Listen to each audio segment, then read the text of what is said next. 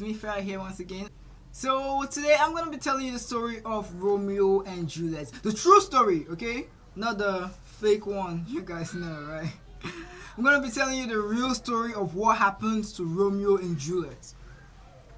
According to the fake story, what you guys know that happened to Romeo and Juliet is that, they fell in love, but their parents were, not friends, but their fathers were, rivals, enemies, so they always competed with each other. And Romeo and Juliet fell in love with each other, and based on the fact that their parents were going to be a problem, they decided to, try to further their love in secret.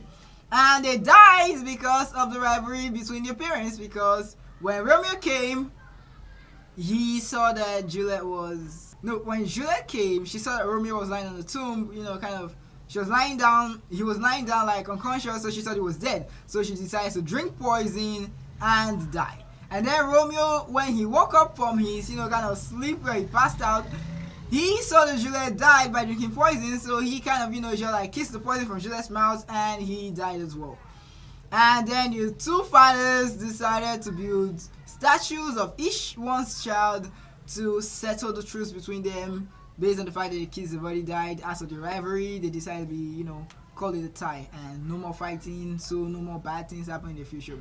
But I'm going to tell you the real story of what happened to Romeo and Juliet and why they were actually called the symbol of love, why people think they're the symbol of love today. Romeo and Juliet, back in the day, yeah, they were, kind of in love with each other. They met at a ball.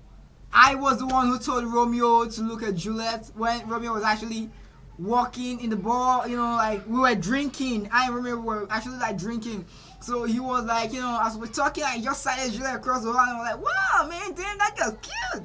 And Romeo was like, who's that? I was like, man, look, check out that girl. And he was like, whoa, man, she's hot. I said, yeah. Want to go talk to her? And he was like, no, I'm too shy, man. I can't go talk to the girl. And I was like, oh, come on, man. I'm going to chase her for you. So I went over to Juliet and I actually told her that Romeo liked her, right? Yeah, I told her, yo, Juliet, my guy likes you. And don't ever ask me how I know her name is Juliet because, I'm fire, right? I know everything. So I told her that Romeo liked her. And I matched them up, like a blind date. So they became friends. They fell in love, they danced around the ball. And along the line, they started sidelining me. And the thing just started annoying me. I was like, come on, man, I don't want to put the two of you together. And now the story ain't even talking about me. Nobody knows about me in the story? No, that's not how it's gonna work. That's not how this shit's gonna work. Everybody has to hear my story in the story. And so, because they refuse to put me in the story, that's why I'm telling you guys the true story now. The real story of how Romeo and Juliet fell in love and how they became the symbol of love in the world today was all as a result of my hard work. I made it happen. Romeo didn't have the balls to walk up to Juliet and say, girl, I like you. I was the one who gisted Juliet for Romeo. And it offends me that I'm not even in the story. It's so annoying that they don't recognize me. They don't remember me. How would you read Romeo and Juliet and you don't even hear the guy called Fire? Romeo's number one man, his best friend, who made him and Juliet fall in love together. You don't even gonna mention me? No, man, I'm gonna tell you guys the real story. And that's why I'm telling you guys the real story now. So I decided to join them. And when they started sidelining me, I was like, nah, I don't like this. This is not gonna happen. So, instead of Juliet's cousin to be the one who knocked Romeo out, that's how the story put it, right? Because they want to sideline me out of the story. That's not exactly how it went. That's not exactly how it went. It wasn't Juliet's cousin who knocked Romeo out cold there. It was me! It was me! That's the truth! I went to Romeo and I was telling him, I was trying to talk to him, reason with him, and actually just understand with him and be like, dude, man, why are you guys pushing me out of the picture? You didn't want to talk to Juliet before, right? I was the one who made you talk to Juliet. I was the one who matched you guys up together. And now nobody even knows me. Nobody even knows that I am the guy who made everything possible. Nobody's even talking about me. Everybody just focus on you and Juliet, Romeo and Juliet, Romeo and Juliet. What happened to Romeo, Fire, and Juliet? Or Romeo, Juliet, and Fire. Or usually anyone you guys wanted to be, right? Romeo, Juliet, and Fire. That's really nice. But no, Romeo said no.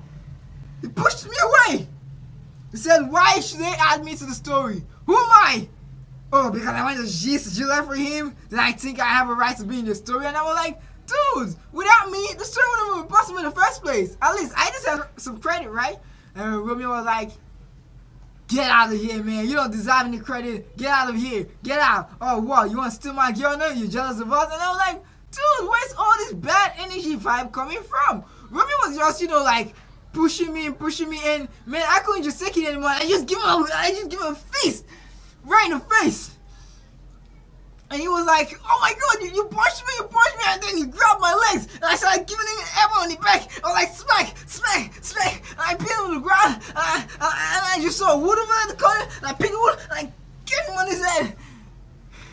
And that's how I went out cold. Romeo went out cold, he fell on the ground, and I was like, oh my god, man, I've killed him, what have I done? And I just threw the wood away, and I ran away. And when Juliet came, she thought Romeo was dead. She decided to drink poison, and when he woke up, he saw that she was dead, so he kissed the poison from her mouth, and he just kind of died. But why I'm coming out now to say this is because I deserve some credit. I deserve to be known.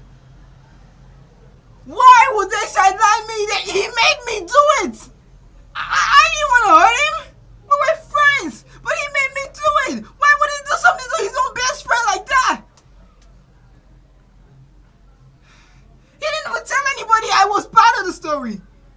You read Romeo and Juliet. You know who the guy called Fire is in Romeo and Juliet? No, because you never heard of me. Romeo made sure of that. Even the place where I knocked him out cold, instead of him to tell the real truth that it was Fire who knocked me out cold, no, he said it was Juliet's cousin who knocked him out cold.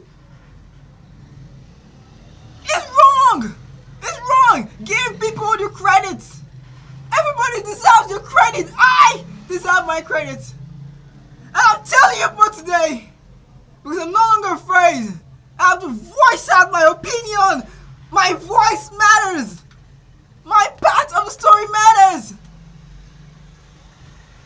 I'm not sorry for knocking Romeo off.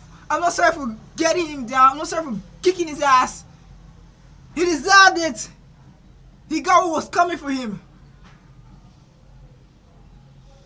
So from now on, when you want to talk about Romeo and Juliet, make sure you say it's Romeo, Juliet, and Fire. Because without me, the love story would have never happened. Remember, it's Romeo, Juliet, and Fire. Period.